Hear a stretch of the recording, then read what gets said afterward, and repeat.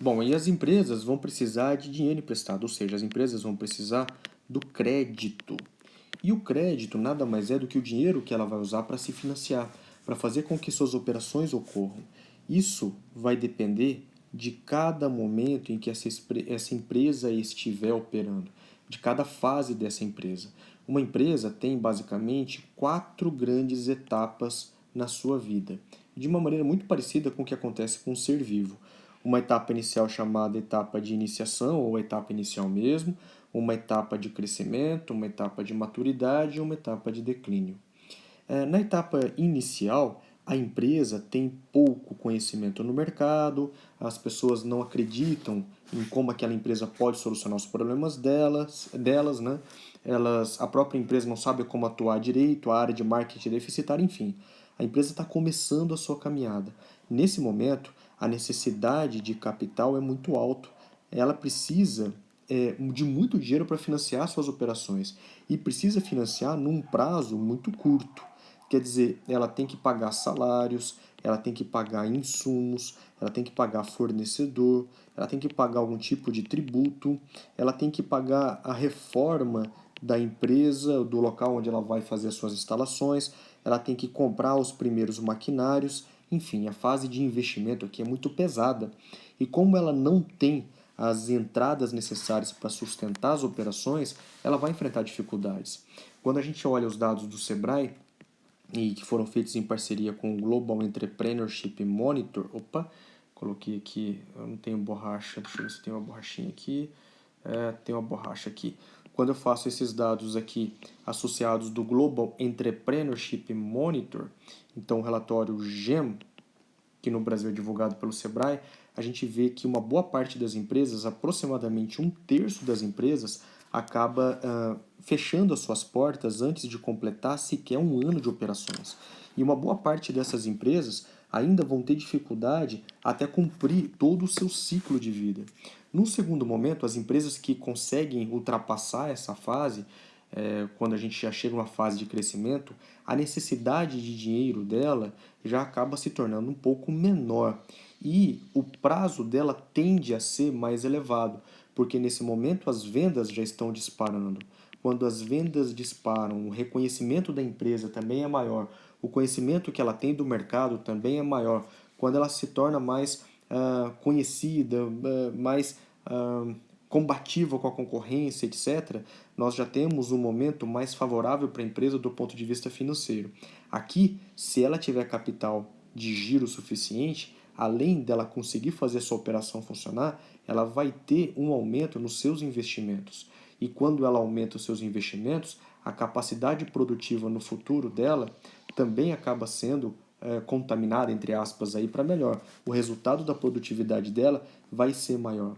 Quando chega na fase de maturidade da empresa, ela já tem uma necessidade de capital de giro muito baixa, porque ela já tem boas reservas. Isso eu digo assim, capital de giro, uma necessidade baixa em relação ao empréstimo do mercado, a captação do dinheiro no mercado. Ela já consegue andar com as próprias pernas.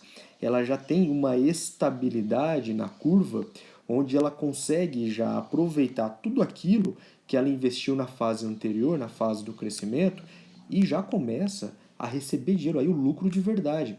Então aqui o lucro da empresa acaba sendo mais alto. A necessidade de capital de giro é mais baixa e a necessidade de financiamento com prazos vão ser menores. A empresa que está nessa fase é uma empresa consolidada no mercado. É uma empresa que tem um market share bastante aceitável, ou seja, uma participação no mercado bastante evidente. É uma empresa, então, que já está sólida. O problema é que as empresas acham que essa fase vai durar para sempre e não se preparam para a próxima fase, que é a fase do declínio. Na fase do declínio, normalmente, as vendas despencam, porque você tem mais concorrentes entrando no mercado e outras alterações que fazem com que essa fase fique difícil pela própria obsolescência do produto, o produto também se torna obsoleto, a marca já fica defasada. É o momento que as empresas têm de se reinventar, mas muitas não conseguem. Aqui nós já temos uma necessidade de captação de recursos elevada, com prazos, mais uma vez, prazos também. Bom, aqui o prazo, a necessidade de prazo deixa eu até mudar aqui esse meu desenho, a necessidade de prazo fica mais curta, né? Então ele precisa resolver isso daí para ontem, com uma necessidade de captação de recursos muito elevada.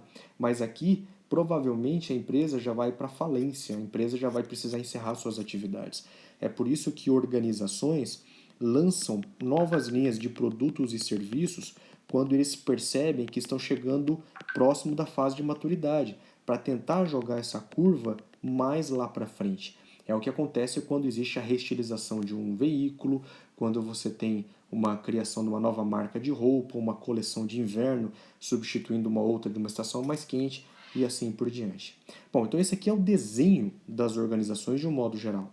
Agora, mais uma vez você deve estar se perguntando, tudo bem, gostei desse desenho de marketing, parece um monte de duna de areia, mas isso aí serve para quê? Bom, agora nós vamos chegar no para que isso serve. Deixa eu voltar aqui, deixa eu apagar esses meus desenhos, vamos fazer tudo de novo aqui agora, porque agora você precisa saber o que vem para a organização em relação ao mercado de ações. Bom, você já viu que por conta de tudo isso, as organizações têm uma necessidade de captar recursos muito grande. E isso acontece justamente porque a empresa está em fases diferentes da sua vida, porque a empresa tem um descompasso entre o que ela vende e o que ela precisa gastar. Então é muito difícil a vida da empresa. E ela pode recorrer ao crédito de diversas maneiras. Ela tem basicamente três formas de tentar captar os seus recursos. A primeira é via mercado bancário. Então ela pode pegar os empréstimos bancários para tentar ajustar as suas atividades. E isso, essa concessão de crédito bancário, normalmente é o mais caro que nós temos entre todas as opções. O banco vive de dinheiro e vive de emprestar dinheiro. É difícil a gente imaginar um banco que não vai ganhar dinheiro emprestando dinheiro para outras pessoas. Então, essa é uma fonte meio problemática, porque é uma fonte muito cara. A outra forma que nós temos é a de atrair novos acionistas. Mas muitas vezes a organização não tem como fazer isso se ela é uma organização fechada, se ela é uma organização pequena, se ela é uma organização que tem algumas características jurídicas que impede que ela traga novos acionistas. Então muitas vezes fica difícil ela conseguir esses novos acionistas. Ou ela pode fazer a partir o levantamento desse dinheiro a partir da emissão de títulos, Então, por exemplo, debentures, commercial papers e outras formas de emissão de dinheiro. Mas também algumas empresas não conseguem fazer isso. Existem muitos problemas que fazem com que a empresa não consiga participar dessa modalidade ou de uma ou outra dessas modalidades. Enfim, de uma forma geral, as empresas elas têm que fazer uma opção de onde elas podem buscar os seus recursos. O mercado de capitais oferece todas essas opções para as empresas. Quer dizer, não oferece para todas as empresas as mesmas opções, mas tem diversas opções que podem casar com empresas diferentes. O que nós vamos conversar dentro do mercado de ações é justamente essa daqui do meio, a de atração de novos acionistas. Quando uma empresa abre o seu capital, ela está trazendo novos acionistas para tentar conseguir mais dinheiro para financiar suas atividades. Então, as ações nada mais são do que pequenos pedaços de uma empresa que são negociadas no mercado com a finalidade de atrair um investidor. Basicamente, esse investidor que vai querer uma ação, ele ou quer uma ação que dê direito a voto, então ele quer numa assembleia de acionistas ter um direito a voto e decidir alguma coisa a respeito do futuro da empresa, que são as ações chamadas de ordinárias, ONs. Então, ON, que é a ação ordinária, deixa eu escrever aqui para você, ordinária, que vem do sentido de dar ordens, ordinário. Ele quer, por outro lado, uma ação que não dê direito para ele voto, mas ele quer que essa ação distribua para ele bons dividendos, que são as ações chamadas de PN, que são as ações chamadas de preferenciais. Ou ele quer uma outra categoria de ações que permita que ele tenha outra configuração, ou que as ações sejam conversíveis em novas ações, em vez de distribuir dividendo, ou ele quer que as ações deem uma distribuição de dividendos para ele, mas também, dependendo do número de ações, ele tenha direito a voto. Enfim, ele pode querer também uma outra forma de fazer parte, aproveitando de outras configurações que nós vamos ver mais para frente um pouquinho. Então, outras configurações. Mas, basicamente, o mercado de ações é formado por essas duas aqui, as ordinárias e as preferenciais. Aqui, por exemplo, eu vou fazer uma negociação com o mercado de opções, que não te deixa proprietário de uma empresa, mas ele também permite que você trabalhe a valorização dos ativos de uma outra forma. Então, basicamente, ou se procura uma ação para voto, ou uma ação que não vai dar direito ao voto, mas quando tiver distribuição de dividendos, os dividendos saem primeiro para esses acionistas. E quais seriam as vantagens para o investidor de investir no mercado de ações? Bom, a vantagem para o investidor, são várias aqui. Primeiro porque ele tem diversas empresas que ele pode investir. Então a diversificação é muito importante. Lembra que nós falamos que no mercado existem dois tipos de risco? Um risco chamado de não diversificável, que é o beta, e o risco diversificável, que era o sigma. Então, quando a gente fala de risco diversificável, nós estamos falando justamente disso aqui, ó, do sigma. Quer dizer que eu posso investir em diversas ações de setores diferentes. Por exemplo, do petróleo e gás, eu posso investir no setor bancário, eu posso investir no setor da construção civil, posso também investir, por exemplo, no setor de tecnologia da informação. Tem diversos setores. Eu posso escolher onde eu quero investir de acordo com as minhas estratégias. Ou porque eu acho que a economia vai melhorar do ponto de vista da construção, ou porque a economia vai melhorar por conta das novas tecnologias, enfim. Então, a diversificação é um dos principais atrativos. O outro são os dividendos. Quando as empresas distribuem os dividendos, esses dividendos não são, pelo menos por enquanto, não são tributados. Por quê? Já tem outra tributação ao longo da cadeia dentro de uma própria organização. Existem algumas iniciativas do governo no sentido de tributar os dividendos para que tenha mais dinheiro de arrecadação para os próprios governos, para os impostos. Mas isso aqui, por enquanto, não faz parte da realidade das organizações. Então, por enquanto, os impostos não caem sobre os dividendos. Desculpa. Bom, e aí outros atrativos que nós temos aqui é que o acionista pode ganhar também juros sobre capital próprio. Então, que é um pagamento de dinheiro por emprestar o seu dinheiro para a organização, para as ações. Também ele pode fazer um portfólio de longo prazo com ações que vão se valorizar. Perdão. Então, o acionista está procurando também uma valorização do papel porque acredita que a empresa vai se valorizar no mercado, a empresa vai ficar mais sólida, a empresa vai vender mais, ela vai participar do crescimento do país. Alguns também podem querer o direito ao voto. Enfim, tem diversas possibilidades para quem vira acionista de uma empresa. Durante um tempo, o governo federal estimulou que se usasse o dinheiro do Fundo de Garantia para o tempo de serviço para investir nas ações da Petrobras. Bom, foi um péssimo negócio para quem investiu, porque as ações despencaram desde ali, porque foi no governo do Partido dos Trabalhadores e depois veio a Operação Lava Jato e jogou a Petrobras de um valor de mercado que ela tinha de aproximadamente 200 bilhões de reais para alguma coisa próximo de 50 bilhões de reais. Então, justamente porque houve a corrupção e mostrou que a Petrobras tinha sérios problemas, sobretudo políticos. Mas, de um modo geral, é possível fazer isso. Mas também tem um outro atrativo muito importante para quem vai investir no mercado de ações, que nós vamos dedicar um encontro inteiro a isso, que é a especulação. Então não tem nada a ver com investimento de longo prazo, tem a ver com investimento de curtíssimo prazo. Quer dizer, como é um mercado de extrema liquidez, onde os preços dos ativos oscilam muito para cima e muito para baixo, com uma velocidade muito grande, então os investidores nesse mercado falam assim, cara, eu vou aproveitar para comprar barato, então a ideia é comprar barato e vender caro. E é possível fazer isso.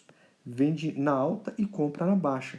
Para isso, você precisa de algumas técnicas. E uma das técnicas que nós utilizamos é uma técnica chamada análise gráfica, ou, como muitos chamam, análise técnica de ações.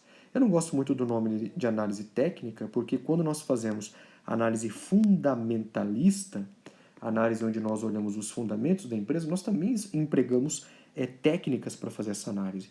Mas enfim, o mercado reconhece como análise gráfica e técnica aquilo onde você faz uma análise basicamente dos volumes e dos preços dos ativos, usando vários princípios estatísticos.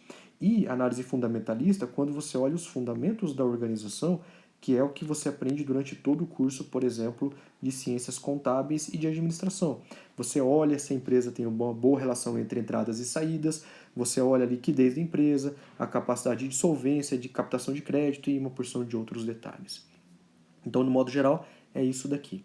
O que você precisa entender ainda além disso daqui para você começar a navegar ali dentro do mercado de ações? Olha, preciso falar para vocês alguns detalhes importantes ainda. Deixa eu fechar de novo isso daqui e deixa eu voltar para a nossa... deixa eu descartar aqui, deixa eu fazer mais um último grupo de anotações para você. Olha, as ações, elas são muito boas quando você existe uma perspectiva de crescimento da economia. Quando a perspectiva, ou seja, quando tudo indica que a economia vai melhorar, o mercado de ações também tende a melhorar. Mas o mercado de ações vai na contramão da renda fixa. Toda vez que a renda fixa perde valor, o mercado de ações tende a se valorizar. Toda vez que o mercado de ações perde valor, a renda fixa tende a se valorizar. E por que isso? Porque a renda fixa está basicamente atrelada ao controle da inflação. Então, os mecanismos que você usa para combater a inflação, dentre eles a taxa de juros, são os mecanismos que vão remunerar a renda fixa. E o mercado de ações, ele pensa da seguinte forma: bom, se tá remunerando a renda fixa, que é mais seguro, eu vou passar meu dinheiro para lá. É basicamente assim que funciona. Quando a renda fixa já não tem mais um atrativo muito grande, as pessoas precisam se expor mais ao risco para ganhar mais os seus recursos. Então é aí que o mercado de ações volta a brilhar. Nesse momento que nós estamos vivendo agora, nós temos tanto o mercado de renda fixa quanto o mercado de ações em baixa. E por que isso está acontecendo? Porque nós estamos com um beta grandão. Lembra o que era o beta? É aquele risco que nós não conseguimos diversificar.